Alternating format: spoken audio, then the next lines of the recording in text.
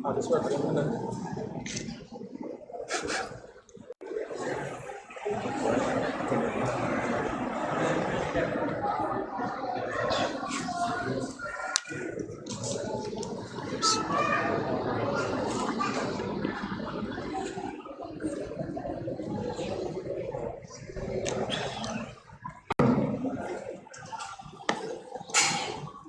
Masya Allah, syukran.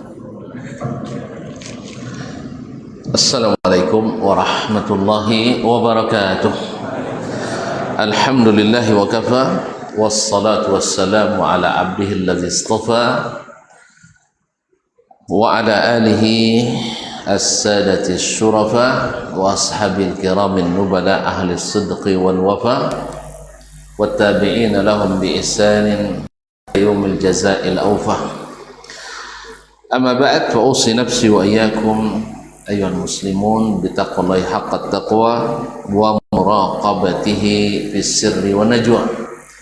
Fa inna ajsadana 'ala an-nari la taqwa fastamsiku minal islami bil urwatil wuthqa wa tazawwadu fa inna khairaz zadi taqwa. Ma'asyiral kiram, Bapak dan Ibu yang saya muliakan, mudah-mudahan Allah Subhanahu wa taala berkenan menerima ibadah salat kita, mengabulkan doa, harapan dan pinta kita.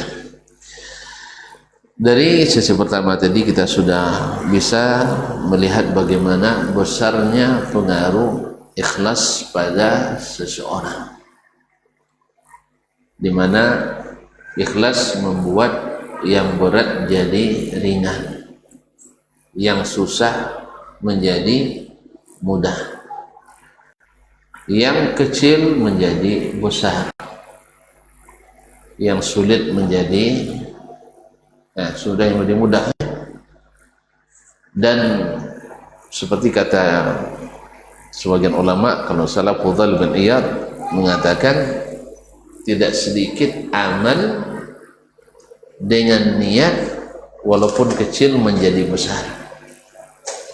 Sebaliknya, berapa banyak amal yang besar tapi tanpa niat tidak bernilai. Dan ini ada padanannya dalam sunnah Nabi Sallallahu Alaihi Wasallam.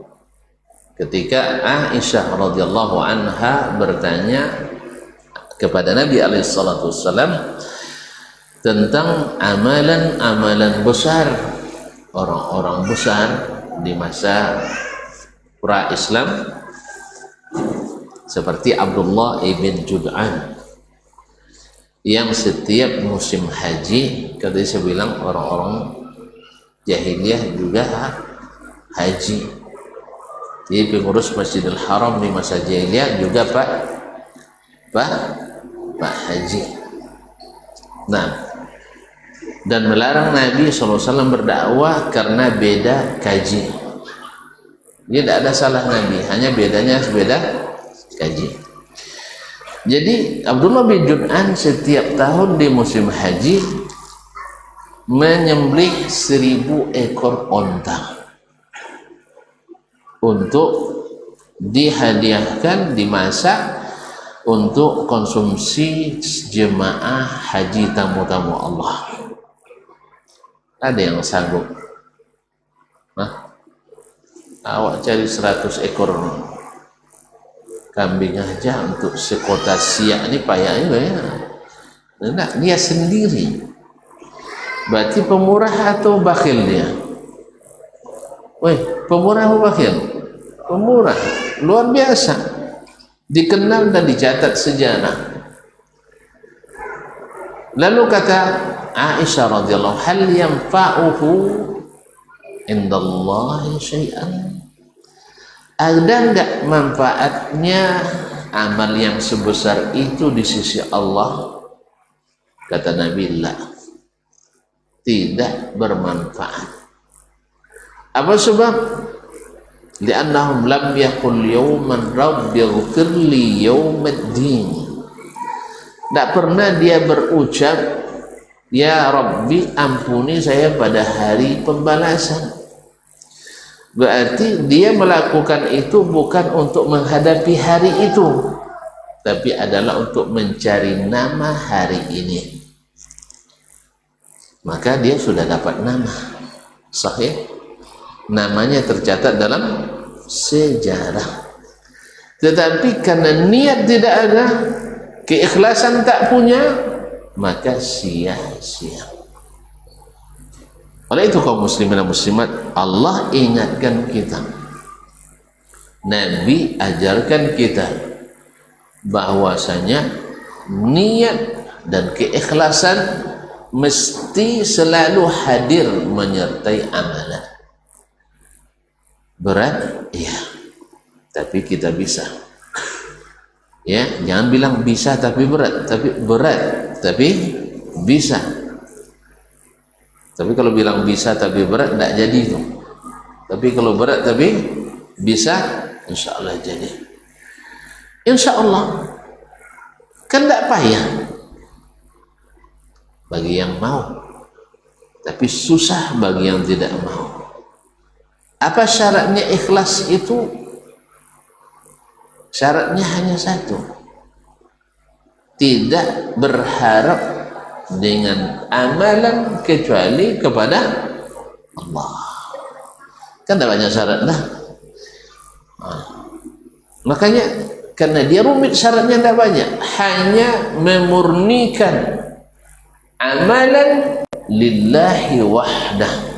Makanya para ulama hampir sama redaksinya, yang ketika mereka bicara tentang al-ikhlas, ifradullahi bit-ta'ah atau ifradullahi bil ibadah, alla yurja bit-ta'ati illa thawabullah atau illa wajhullah atau illa ridallah. Hampir nada bahwasanya ikhlas itu adalah beribadah hanya karena Allah, tidak ada yang lain. Kalau sudah kalau putih makrifat, no? Ya, kalau sudah sampai ke derajat ini, tuan-tuan takkan peduli dimanapun posisi, dimanapun posisi kita, amal kita lillah, tidak akan merubah semangat kita. Jadi jangan gara-gara tidak dipakai jadi pengurus lah, tidak pakai musajid lah, atau karena sudah berhenti dari kegiatan atau pengurus, misalnya yayasan dakwah, lembaga dakwah, berhenti berdakwah, tidak. Atau kita memusuhi orang-orang saudara-saudara kita yang notabene sekarang dipercaya dan diberi amanah, kita lillah. Makanya Khalid ibn Walid radhiyallahu anhu yang di tubuhnya lebih dari 80 liang tusukan tombak, pedang, panah dan sebagainya. Subhanallah, ketika Umar bin Khattab radhiyallahu anhu, Umar ini subhanallah, memang Allah berikan taufik dalam segala tindakannya, sampai-sampai Nabi mengakui, andainya di umat ini ada orang dapat ilham, maka Umar adalah orangnya. Ketika dilihatnya Khalid bin Walid sejak zaman jahiliyah sampai zaman setelah Nabi wafat, tak pernah kalah kalau dia memimpin pasukan. Kalau tak pernah kalah, nanti datang isu, datang subuhan, beliau adalah wali. Agak itu lagi kan istilah sekarang. Wali itu sebenarnya istilah dulu, setiap orang beriman itu adalah wali. Wali, antum wali kan? Nak mau jadi wali? Semua orang beriman adalah wali Allah. Tapi kalau istilah sekarang enggak, yang wali itu ada hal-hal yang aneh dari tindakannya. Enggak syarat jadi wali itu. Ma'asyiral kiram yang dirahmati Allah SWT, Umar khawatir Khalid dikultuskan. Bukan karena apa-apa, bukan karena anggaran negara kurang sehingga ada tunda bayar, bukan karena efisiensi anggaran, enggak. Efisiensi tak menyelesaikan masalah. yang menyelesaikan masalah kelola dengan keberkah. Habiskan dana itu apa efisiensi, disimpan-simpan, habis itu untuk bayar utang juga. Lebih baik dihabiskan untuk pembangunan. Sah? Itu pendapat pribadi. Ya, saya anti efisiensi. Mohon maaf. Masalah ya. Beda pendapat masa tidak boleh tuh? Hah? Kalau saya anti efisiensi. Karena kadang-kadang efisiensi salah guna. Sehingga untuk yang diperlukan kadang tidak dikeluarkan. Yang tak perlu kadang-kadang keluar. Tapi saya suka efektivitas, pengeluaran yang efektif, tepat guna. Nah, makanya perlu kajian yang benar, bukan asal kajian saja. Ya, ada kadang penelitian asal selfie dah selesai bukti fisik. Iya, selfie aja sudah selesai bukti fisik. Kadang hanya untuk cari nama saja, nama Sultan Syarif Qasim Kesiyah, ya, tidak selesai. Ya, padahal sudah 2 kali penelitian. Cari nama itu, artinya dibuat salah dalam penulisan. Kenapa? Karena penelitiannya selfie di istana Siak Sri Indra. Bukan itu penelitian. Ma'asyiral kiram. Sampai ke situ kita, gara-gara atau tak terima beda pendapat. Nah, itu masalahnya. Kalau antum ngangguk tadi selesai kita. Nah, maka saya jelaskan. Ma'asyiral kiram dirahmati Allah. Jadi Khalid bin Walid radhiyallahu anhu ketika diturunkan, kalau dulu selesai jadi jenderal langsung bukan purnawirawan berhenti perang, enggak, tetap ikut berjihad. Ibaratnya orang jadi pejabat, habis itu jadi pegawai biasa kembali. Jadi Khalid ikut berjihad, dibawa komando yang lain. Subhanallah, kaum muslimin dan muslimat dirahmati Allah, ada juga yang ya istilahnya merasa keberatan dengan keputusan Umar. Kok diberhentikan di tengah-tengah sedang naik-naik daun? Apa salahnya Khalid? Lalu kata Khalid, ada yang bisikan Khalid mau saja berjuang dari jenderal menjadi kopral katanya. Kata Khalid bin Walid radhiyallahu anhu, saya berjihad lillah, bukan karena Umar. Saya berjihad lillah, bukan untuk Umar. Maka dimanapun posisi, saya siap untuk mengisi. Tidak akan berpengaruh kepada prestasi. Ini yang kita harapkan dari kaum muslimin dan muslimat dirahmati Allah SWT. Sama dengan dai. Tadi Nabi tidak diterima di Mekah, ditolak di Taif. Nabi tidak patah arang. Saya akan tetap berdakwah selama Allah tidak murka dan marah. Sahih? Sahih? Ya. Dan beliau juga tidak ambil jalan pintas untuk menyelesaikan masalah yang merintangi. Tidak. Ini orang Quraisy merintangi, habisi. Orang Taif habisi.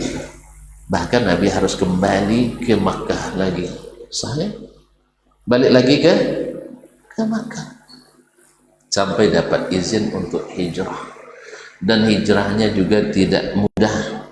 Harus melalui proses yang juga dilalui oleh para sahabatnya. Padahal kan ada Buraq. Ada Buraq. Tahu Buraq? Kendaraan yang dipakai Nabi waktu Isra dan Miraj. Kalau Allah menghendaki kan mudah, kirim Jibril angkat Muhammad sallallahu alaihi wasallam dengan Buraq lagi sampai ke Madinah. Cuman kalian ini manusia-manusia yang suka berjidal. Nabi enak-enak aja enak-enak ada aja hijrah. Masa kita disuruh Nabi enak-enakan saja hijrah. Masa kita disuruh bersakit-sakit hijrah? Makanya sebagaimana antum para umat ini hijrahnya berat, maka Nabi SAW lebih berat. Sahih? Kan dihargai kepalanya 100 ekor unta. Siapa yang dapat Muhammad hidup atau mati, hadiahnya 100 ekor anta. Disiapkan 40 pemuda gagah berani, ahli menggunakan senjata, siap menikam, memancung Nabi serentak. Karena mereka sudah bikin makar, yaitu rapat di majlis tertinggi di parlemen Quraisy, bukan Darun Nahdwa, Darun Nahdwa, Darun Nadwa, Darun Nadwa. Ini salah-salah ucap marah buya kami nanti. Darun Nahdwa itu pondok kami, Darun Nadwa. Nah, dihadiri oleh iblis. Rapatnya dihadiri oleh iblis, tapi iblis kalah sama Abu Jahal. Usulan Abu Jahal lebih hebat daripada usulan iblis. Makanya kadang-kadang syaitan manusia lebih hebat daripada syaitan kalangan jin. Diakui oleh iblis. Anta kata iblis. Ini baru yang hebat. Ketika Abu Jahal mengusulkan itu, Abu Jahal dipuji oleh iblis. Kalau dipuji oleh iblis berarti, yang dipuji oleh iblis berarti tokoh kejahatan paling jahat. Allah musta'an. Jadi kaum muslimin, Nabi harus menghadapi itu. Mereka membuat makar bila Muhammad ditikam sekaligus oleh 40 orang dari kabilah berbeda. Nanti kalau Nabi wafat atau mati, orang-orang Bani Hashim tak berani untuk perang, sehingga mau tidak mau pasrah tapi tak rela menerima tebusan. Inilah yang mereka rencanakan. Wa makaru wa makarallah. Mereka buat tipu daya, Allah lebih tahu bagaimana menipu mereka. Wallahu khairul makirin. Allah sebaik-baik pembuat tipu daya. Akhirnya selamat. Kembali kepada Nabi SAW. Dalam segala tekanan dia tak berubah. Itulah keikhlasan. Karena yang dicari adalah Allah Subhanahu wa ta'ala. Allah Subhanahu wa ta'ala. Dan itulah misi kehidupan kita. Kalau kita balik kepada misi kehidupan, maka kita akan memberikan atau menikmati keikhlasan tadi. Ikhlas. Saya kira sudah sampai ya. Karena kalimat ikhlas itu memang murni artinya. Ini hadza asalun khalis. Ini madu murni. Mana madu? Ada yang jual madu enggak? Nah, bang. Madu murni asalun khalis. Jadi madu murni. Karena al-ikhlas dari kalimat al-khulus, yakna maknanya as-safa, yaitu bersih, an-naqa, suci, murni. Tidak ada campurannya. Kalau ada campurannya, tidak khalis. Kalau ada campurannya, tidak khalis. Oleh sebab itu, ada dua musuh besar bagi keikhlasan. Yang pertama adalah asyirku, yaitu kesyirikan. Orang syirik takkan pernah ikhlas. Makanya orang yang paling menolak dakwah tauhid adalah kaum musyrikin. Pelaku syirik pasti lebih keras menolak dakwah tauhid. Kalau jangan heran kalau ada mereka yang mengatakan, hati-hati jangan selalu belajar tauhid, nanti jadi orang radikal. Benar, radikal bagi ahli syirik. Radikal bagi ahli syirik. Karena tadi kita katakan orang Quraisy bukan tidak pandai mengucapkan la ilaha illallah, tapi konsekuensinya setelah itu tidak ada lagi doa melawat atau doa menghadap syekh fulan, kiai fulan dan berhala fulan. Dah, harus hilang itu semuanya. Yang berdoa hanya kepada Allah. Wa ma umiru illa liya'budullaha mukhlishina lahuddin. Tidak ada lagi perantara-perantara antara kita dengan Allah. Langsung kepada Allah Subhanahu wa ta'ala. Tapi kalau belum menerima la ilaha illallah dengan benar, maka masih percaya dengan perantara itu. Makanya orang yang paling susah menerima tauhid uluhiyah, yaitu mengikhlaskan ibadah hanya karena Allah, berdoa hanya karena Allah, beristighasah hanya kepada Allah, minta isti'adzah hanya kepada Allah, adalah orang-orang yang masih ada ketergantungan kepada selain Allah SWT, baik berupa malaikat, berupa rasul, berupa orang-orang saleh. Mereka mengkiaskan bahwa orang saleh itu seperti orang dalam, orang dalam. Kita ini orang luar. Jadi kalau nak dapat cepat dikabulkan permohonan, mesti melalui para pejabat orang dalam. Ini qiyas, kalau dalam ilmu ushul fiqih namanya qiyas ma'al fariq, mengkiaskan dua hal yang berbeda jauh. Kalau Pak Bupati, kalau saya perlu minta piti kepada beliau, dia tidak kenal saya, sah. Kenapa tonton diam? Oh iya, di sini Bu Bupati. Iyalah Bu Bupati. Mohon maaf saya lupa. Rupanya sudah berganti ya Bupati. Itu udah lama kita tidak jumpa. Bu Bupati kenal sama saya? Enggak kan? Makanya kalau saya buat proposal, dia tak akan acuhkan. Sah? Tidak perhatikan. Perlu orang dalam. Kalau Allah kenal enggak sama saya? Wih, Allah tidak tahu saya ya? Subhanallah, tuan-tuan enak sekali. Tuan-tuan kenal, saya tidak kenal ya. Allah mengenali semua hambanya. Sahih? Alhamdulillah. Makanya tidak bisa dikiaskan Allah kepada bupati. Kemudian bupati masih punya sifat dendam tidak? Masih. Kemarin pilkada tidak dukung saya. Sah? Kalau Allah? Wih, Allah ada sifat dendam? Enggak. Bahkan di saat kita sedang berdosa, lalu kita balik dan minta kepadanya, yang orang berdosa mestilah minta maaf kan? Bukankah antum sebelum berdoa sudah baca Rabbana zalamna anfusana wa illam taghfir lana wa tarhamna lanakunanna minal khasirin?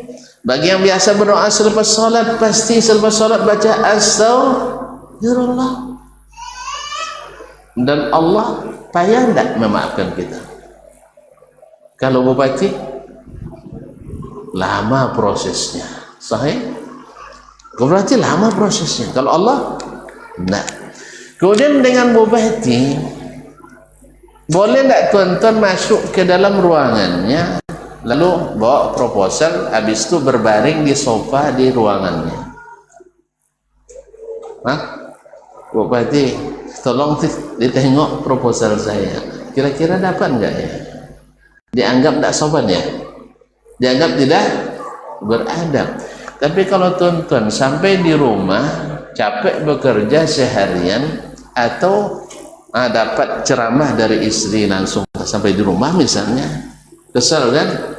Lalu berbaring di sofa, ya Allah, tolonglah lembutkan hati istriku ini. Misal aja nih, di sini kan nggak ada istri yang kayak gitu kan? Oh banyak ya. Nah banyak tukang ceramah juga. Ya Allah, Rabbana hablana min azwajina wa dzurriyyatina qurrata a'yun waj'alna lil muttaqina imama. Sambil berbaring, dianggap kurang adab enggak? La ilaha illallah. Berzikir sambil berbaring dianggap kurang adab enggak? Berdoa sambil berbaring dianggap orang adab enggak? Enggak. Makanya qiyas ma'al fariq, mengkiaskan Allah kepada pejabat, kepada raja, kepada penguasa, adalah kias yang sangat jauh. Disitulah simpang yang membuat orang menyimpang. Oleh sebab itu, orang-orang yang masih berkaitan dengan hamba-hamba, perantara-perantara, dengan Allah, itulah yang paling sulit menerima keikhlasan dalam beribadah. Mereka masih memasukkan ke dalamnya perantara-perantara yang tak patut sebenarnya. Makanya asyirku lawan utama keikhlasan, dan yang syirik ini membatalkan ikhlas, membatalkan amal semuanya. Yang kedua yang sering pula terjadi adalah at-tasyrik, yaitu di samping niat lillah terselip niat untuk tujuan dan maksud keinginan pribadi.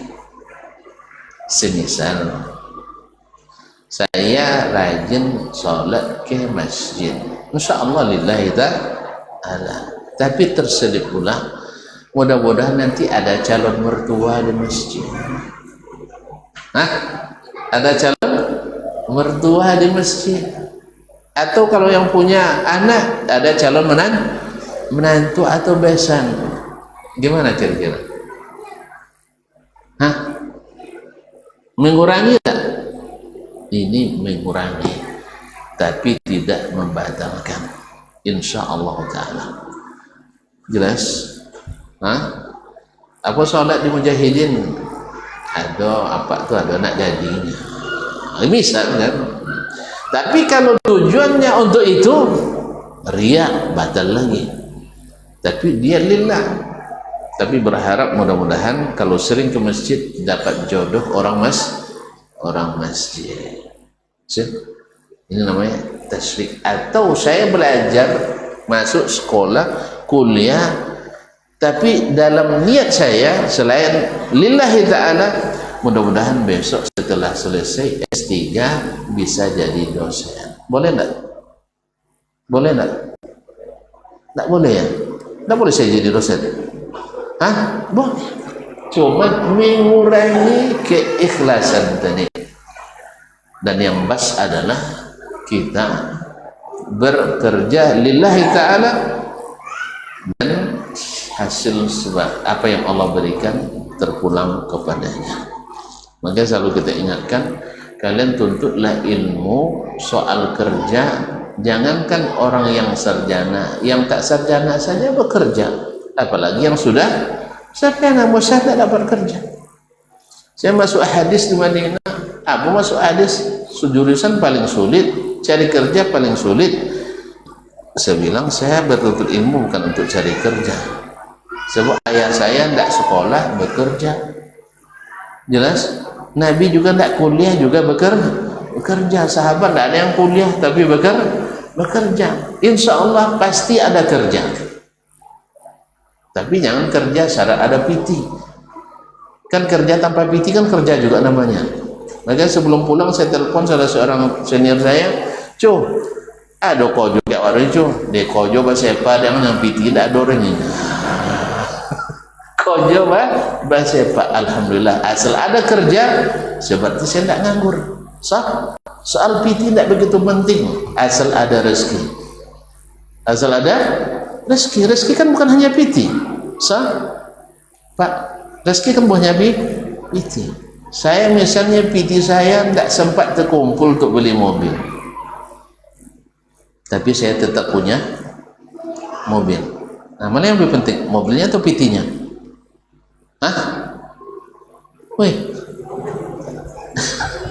Saya kadang-kadang nak makan sedap tapi tidak punya duit cukup, tapi tetap juga makan sedap.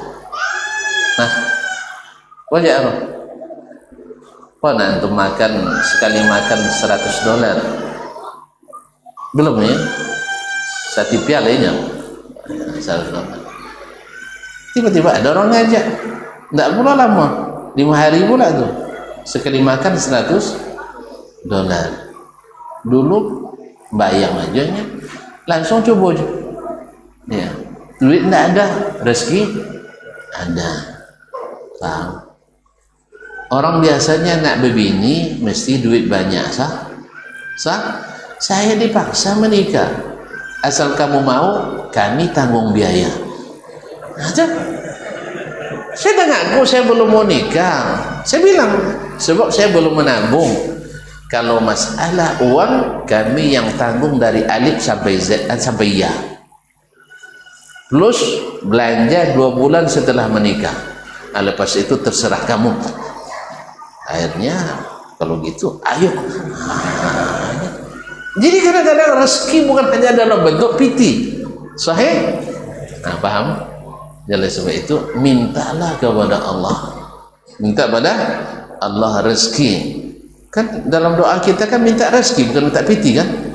Sahih? Piti kecil itu. Yang besar adalah rezeki. Banyak orang pitinya banyak, duitnya banyak, tapi makan sudah disukai. Sah? Tidak boleh makan kecuali ditimbang. Lebih baik kita tidak ada piti tapi makan tanpa ditimbang, sehingga badan susah ditimbang. Allah mustahil. Tapi barangkali sudah bisa kita pahami bahwasanya niat atau keikhlasan itu luar biasa, dan hakikatnya adalah tidak berpengaruh kepada kita ada hasil duniawi atau tidak, dipuji atau tidak, sendiri atau ketika bersama tetap sama. Itulah keikhlasan. Dan ingat, syaitan tak pernah nyaman kecuali mengganggu kita. Oleh sebab itu sebaiknya amal kita ada yang disembunyikan, ada yang disembunyikan, khususnya niat ini. Ini kadang niat tuh ya ditulis itu hamba Allah ini. Sudah bisik sama kawan, tahu tak antum hamba Allah itu siapa? Saya tuh katanya. Lah, tidak usahlah hamba Allah. Gatal juga lidahnya menyebut itu. Ini kalau kita mau suka pamer, jangan dekat orang-orang yang suka mungkit-mungkit. Ya, ada boleh sebagian setan manusia yang suka mungkit-mungkit. Terus ada sepan tak pernah nampak bempak tuh katanya. Tentu kayak keluar lagi, wah tidak tahu tuh masjid itu masjidnya, akhirnya rusak lagi amal kita. Soalnya kadang-kadang dipancing-pancingnya, kamu di sini jadi beban aja, ngabiskan aja, tidak pernah memberikan ini kontribusi. Tentu kita terbacu-bacu juga. Sahih. Makanya kaum muslimin dan muslimat sebenarnya masih banyak kisah-kisah orang ikhlas yang marah ketika amalnya diangkat dan diungkit. Tetapi karena waktu, oleh sebab itu kita tutup aja sampai di sini ya. Tidak ada pertanyaan. Ya, tidak ada pertanyaan. Cukup sorry.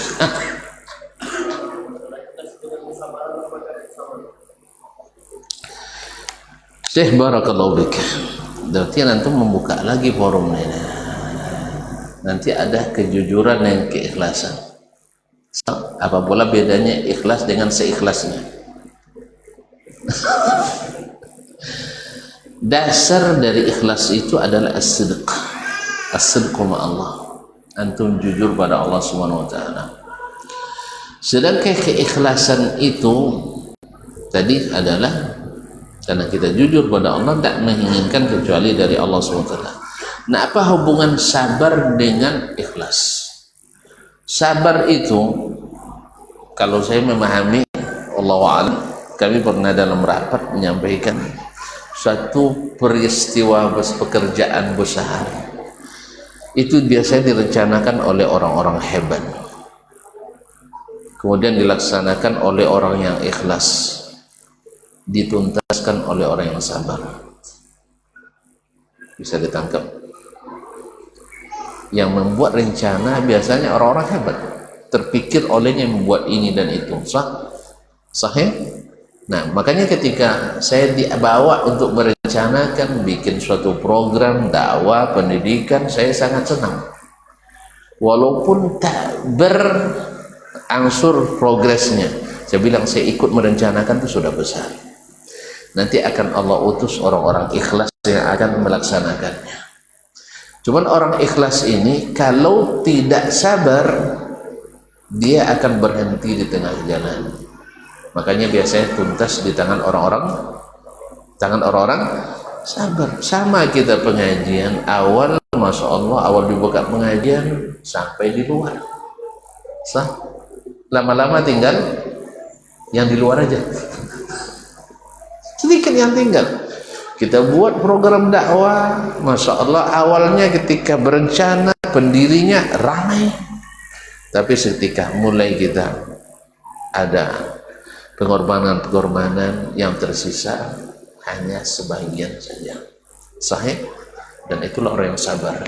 Saya tidak berani mengatakan yang kemarin yang mengundurkan diri itu tidak ikhlas. Dia ikhlas di awalnya, tapi kesabarannya kurang. Kesabaran itu mungkin karena kapan kita akan mendapat nih, mengeluarkan terus. Pada ikhlas itu memang harus mengeluarkan. Wallahu a'lam.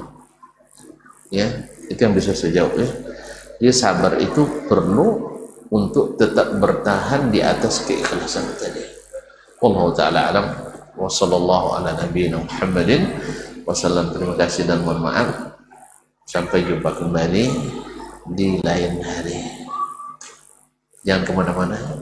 Insya Allah saya akan kembali. Terima kasih kepada pengurus PKM Masjid Al-Mujahidin. Terima kasih kepada kawan-kawan panitia yang telah menyebabkan pertemuan ini. Mudah-mudahan senyum kita jadi sedekah, jabat salam kita penggugur dosa, langkah kita di sini mengangkat derajat, menghapuskan dosa-dosa dan salah. Mudah-mudahan ilmu dan iman yang kita terima mendamaikan kita hidup di dunia, dengan keluarga, dengan tetangga, dengan masyarakat, dengan orang-orang dekat, dan bangsa dan negara ini. Insya Allah kecil yang kita lakukan, tapi sangat berarti untuk kebaikan. La takhiranna minal ma'rufi syai'an. Kata Nabi, jangan menganggap enteng sedikit pun kebaikan, karena Allah menyenangi segala kebaikan, sekalipun hanya tersenyum ketika bertemu. Senyum dulu. Terima kasih. Wassalamualaikum warahmatullahi wabarakatuh.